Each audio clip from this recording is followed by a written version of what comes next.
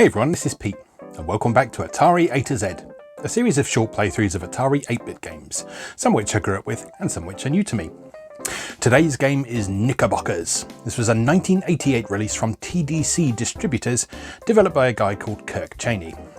The concept of the game is that the hero Nick enjoys playing in a local door factory, but apparently the local bullies, Wild Bill and the Grugs, want nothing more than to, I quote, put a stop to his door flipping fun forever. Which is a bit dark when you think about it, but there you go. There's not a lot of information about this online as far as I can make out, so I think the thing to do is just jump in, have a look and see how it plays. So let's go play Knickerbockers. Okay, here we are with Knickerbockers by Kirk Chaney. Yeah, so I don't know a lot about this game and there's not a ton of information about it online, so I had a quick go before I started recording here just to sort of make sure it all works and everything. And it seems like quite an interesting, if quite challenging game. So let's have a little go. So, the way this works, it's kind of a cross between Lock and Chase. I can never remember who made that. But, oops. Lock and Chase. Because it's got the sort of spinning doors and moving them around and that. There's a bit of Pengo in there as well, in that you can sort of push things around. And there's a bit of Drelbs as well, which is an old Synapse software game. And of course the whole sort of moving around a maze to avoid things. The comparisons to Pac-Man are obvious, although not particularly accurate in this case, because you're not really collecting anything. Those magnets that are lying around the place, you do not want to touch them at all because they will freeze you in place. They will also freeze the enemies in place though. So you can theoretically use that to your advantage, but that involves having some sort of understanding of strategy and forward planning, which as has been well established on this and various other series by this point, I am not in particularly strong possession of. So, walking through a door, we'll turn it 90 degrees like this, and if you press the fire button on a door, you will push it, and it will keep going until it hits something, or until it can't go any further. And your aim on each stage is to make the number of blocks that it says up at the top. And a block is simply a completely encased square. So if you think of the classic sort of pen and paper game boxes, that's how this works. So now we've got just one more left to go on this first level. But obviously once you've made a box, it subsequently becomes a bit more difficult to make subsequent ones, because you've got fewer doors to work with. There we go, that's the first level done. It's actually further than I've managed to get in this before. Right, so now we've got these bricks in the middle as well. There's something else to worry about.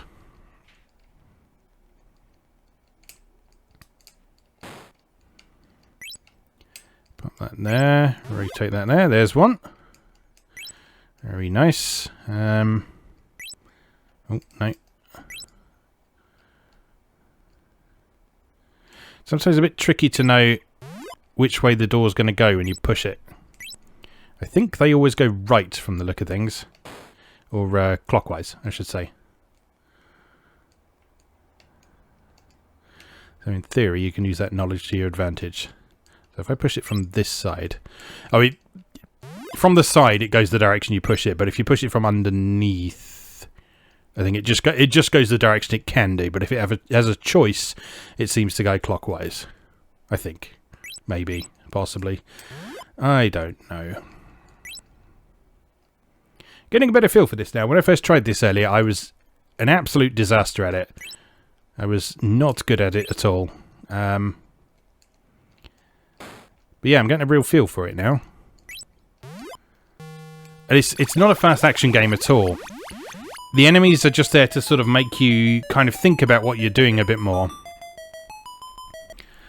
But they're not really actively chasing you or anything, and they move very slowly, so you don't really have to worry about them too much. You just have to sort of keep an eye on where they are, really.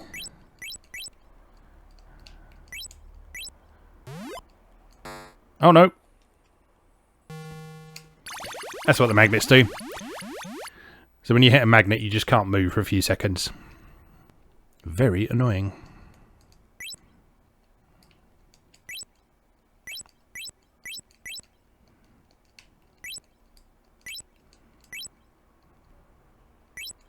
Oh no! Remember how I said I was doing better? Not anymore. Not anymore. Right, this is a game where you just have to stay calm and just look at what the screen is telling you. Look at the moves that are available to you. And just do what you can.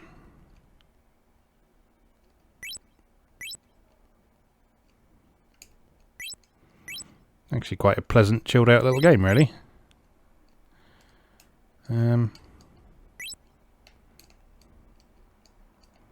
But yeah, I can't find any information about this online at all. I don't know where it came from. Don't know anything about the author. Haven't found any reviews or anything of it. And there weren't even sort of a lot of comments about it on sites like Atari Mania and so on. I think there was one guy on Atari Mania who said that they quite liked it. I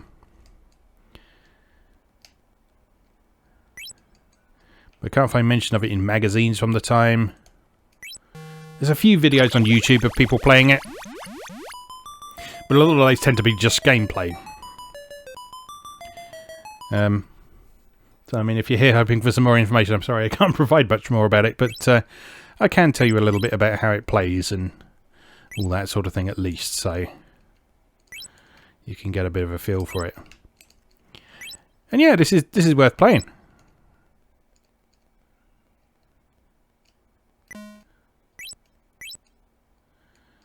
Fairly simplistic and straightforward, as all the great arcade games are. But there's nothing wrong with that.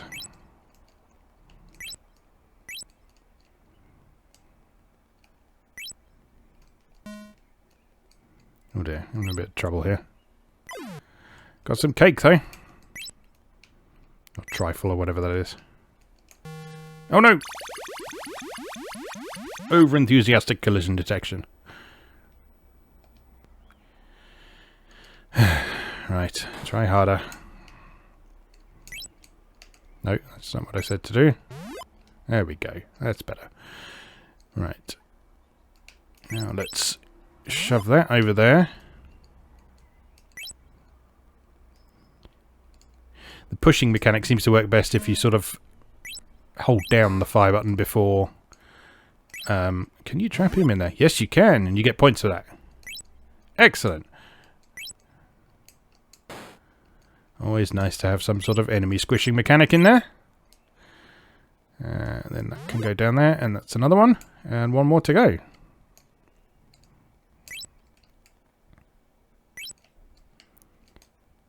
Yeah, I've seen people sort of compare this favourably to a game called Collapse as well. Collapse is a game that I remember reading about, but I haven't actually played it myself. I remember I was quite liking the look of it, though. But aside from that, I don't know if it's any good or not. But it's one that will probably come up on the series at some point. Just not yet. Alright, level 2. Let's do this. I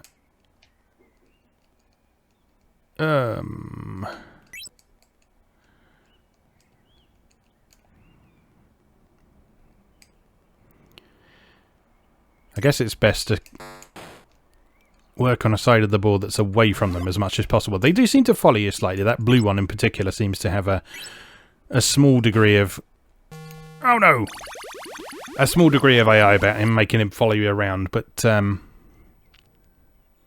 again, they move so slowly that really if you get caught by one of them, it's really your own fault. No. You go there. Lovely. You go there. You go there. That's another one. Let's go over here for a bit. Quickly. Here's another one.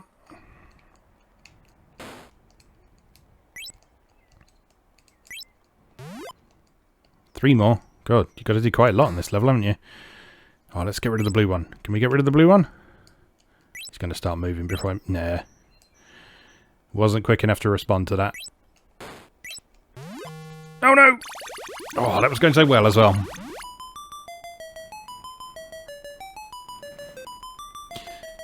Alright. Oh, we can start from that level. Okay, let's start from level 2. And see if we can't actually beat it.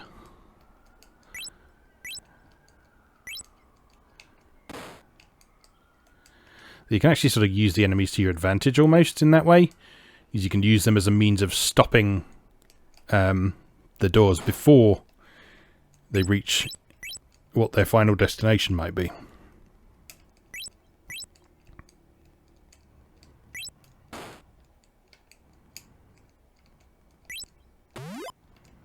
There's one. Get out of here, blue boy.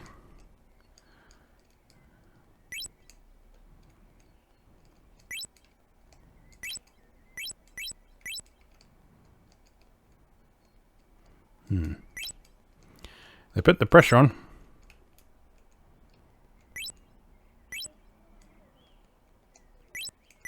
There we are, that's a nice safe one. Oh, you're on the way now. Oh no!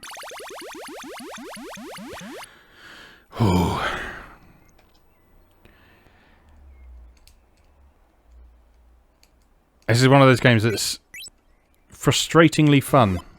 Or frustrating in a fun way, I guess. You know that when you mess up, it's always your fault. It's not down to dodgy programming or anything like that, or dodgy collision detection. Yeah, everything here is pleasantly competent. Which is always nice. I wonder if you can run out of sticks. Doors, sorry. I guess in theory you can. Like if you don't plan out your boxes correctly, you can theoretically make a complete hash of a level. Now, can you make a box? You can. Does that count as a box though? I'm not sure if that actually took one off the counter. But yes, you can make a box with the scenery. There we go. And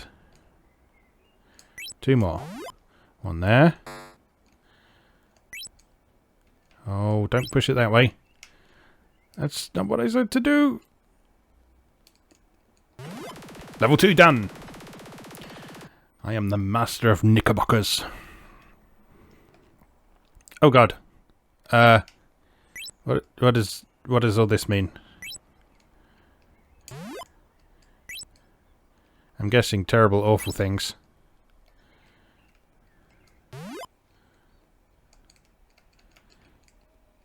Okay, it's not too bad. It just means you can't walk through the sort of glowing walls.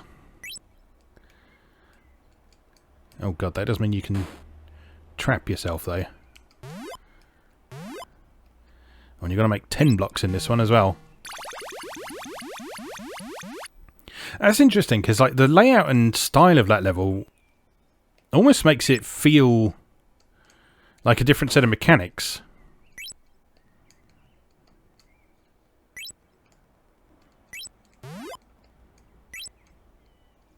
Yeah, that's really interesting.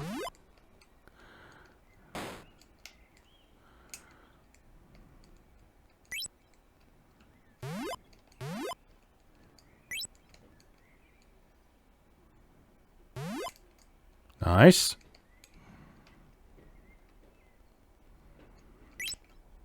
I don't think those enemies respawn either, do they? So once they're gone, they're gone.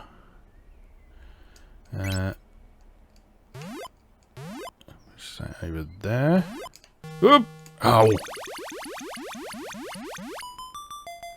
Oh, it was going so well. So everyone, let's try that last level, because that last level was really interesting.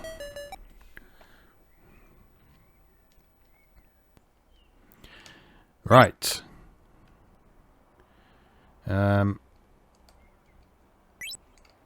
Push that one there. And back down there. Oh, interesting. That's not taking away from the block counter. It still wants 10 blocks.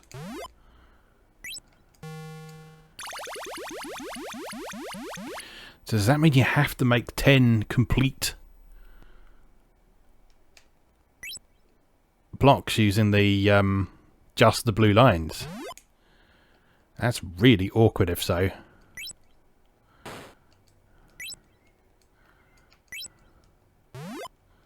Oh god, it does. Wow.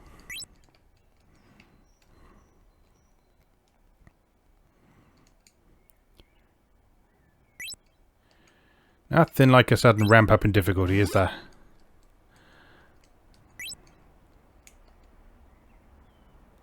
Move. Oh, no. That was the wrong kind of move.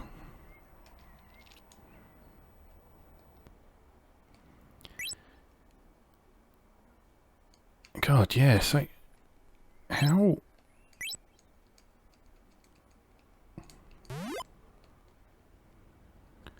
Yeah, because if you get even one of those, one of the faces as the glowing blue lines, it doesn't count. Harsh. Very harsh. Because otherwise you can just do that and it's pretty straightforward.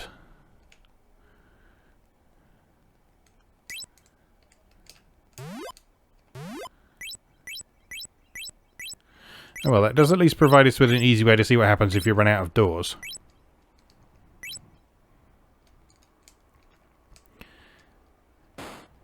Because we should...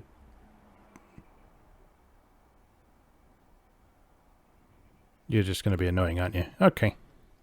That's fine. It's all fine.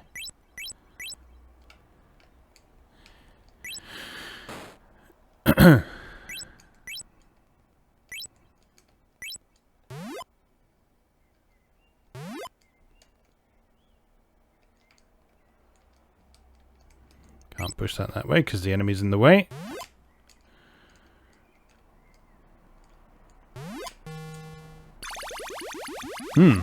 That's very difficult. I'm just curious to see what comes after that. So, paintbrush is the next one. Okay, that looks a bit more straightforward.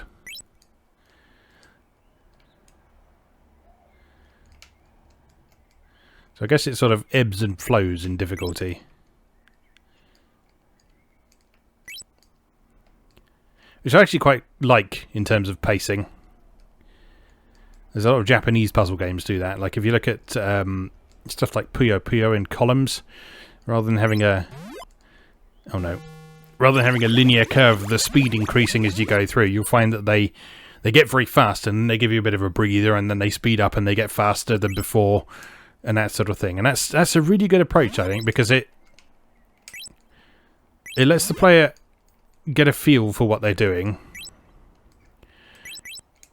and does gradually ramp up the challenge, but also doesn't feel completely overwhelming. Which is important.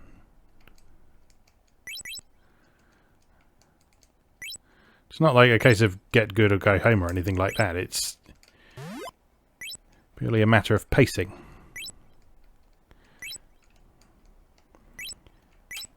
It's more oh no! It's more satisfying for the player if they feel like they're being rewarded for playing well with a bit of a breather. Think about when you're doing some hard work or something like that. You often reward yourself by going and doing something nice for a bit. Like playing a video game. I know, I certainly do anyway. Yeah, this gets a lot harder after that. Those initial 2 levels are reasonably straightforward. But after that, each subsequent level is challenging in its own interesting and unique ways. This is a stage where it's quite easy to kind of block yourself in from the look of things. Whereas the stage before, we had all of those walls making a lot of your moves invalid. Very interesting game. Yeah, this is one of those ones that, like, I sort of booted up for the first time. I thought, yeah, I'll have a look at that because I need a game for K, but like I wasn't super enthused about it or anything because it looked like, let's face it, it looks like a lot of other sort of arcade-style maze games for Atari computers. But yeah, this is one that sort of the more you play, the more you appreciate what it's doing. So yeah, definitely worth checking out, I think, if you have access to a means of playing Atari 8-bit games. Worth giving a look. And if you do happen to know anything about its history or its background, then do feel free to let me know down in the comments, because I'd be interested to know more about where this came from or why I've not heard of it before. So I feel like sort of growing up with the Atari computers, I feel like I heard about a lot of games. Not all of them by any means, as we've seen on this series in the past. There's a lot of stuff I've never come across before.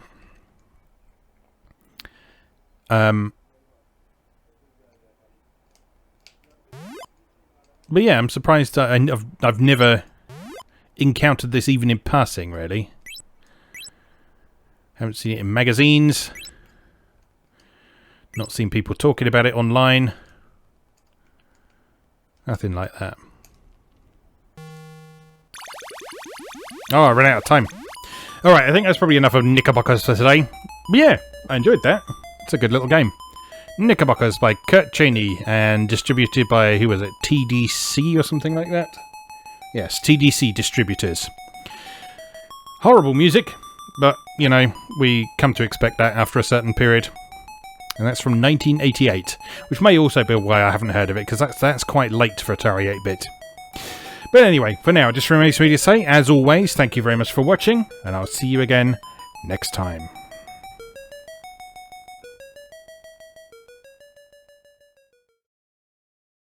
Thanks for watching. If you enjoyed this video, please help out the channel by leaving a like or a comment and subscribing. New episodes of Atari A to Z are on Tuesdays and Atari ST A to Z on Thursdays. Check out atari-a-to-z.wordpress.com for a full archive.